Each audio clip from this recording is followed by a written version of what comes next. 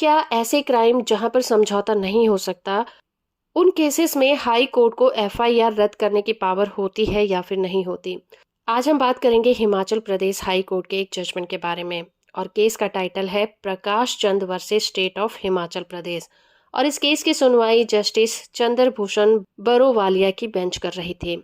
मामला ये था कि एक कपल की मैरिज के कुछ ही टाइम के बाद इनके बीच में डिस्प्यूट हो जाता है।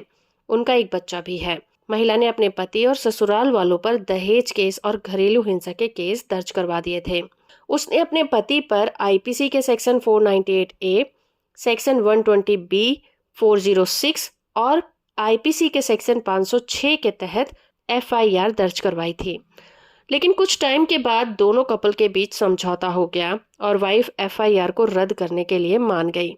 फिर वो हाई कोर्ट पहुंचे। दोनों पार्टीज के वकील ने हाई कोर्ट को बताया कि दोनों पति और पत्नी के बीच में समझौता हो चुका है, इसीलिए अब वो एफआईआर को रद्द कराना चाहते हैं।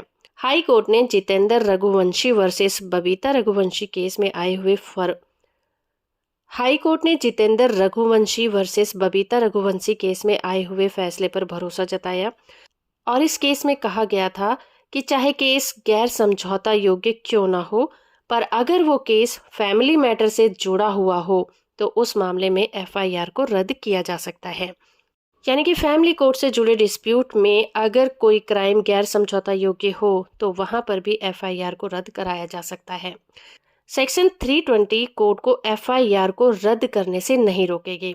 और हाई कोर्ट ने कहा कि दोनों पार्टीज ने समझौता कर लिया है और सजा की संभावना भी बहुत कम है, इसीलिए केस को कंटिन्यू रखना कोर्ट का टाइम वेस्ट करना होगा और इससे कोई फायदा नहीं होगा। इसके बाद हाई कोर्ट ने एफआईआर और उसके बाद की सभी कार्रवाई को रद्द कर दिया। होप फ्रेंड कि ये वीडियो आपको इन्फॉर्मेटिव लगा होगा। वीडियो को लाइक और चैनल को सब्सक्राइब करना बिल्कुल मत भूलिएगा।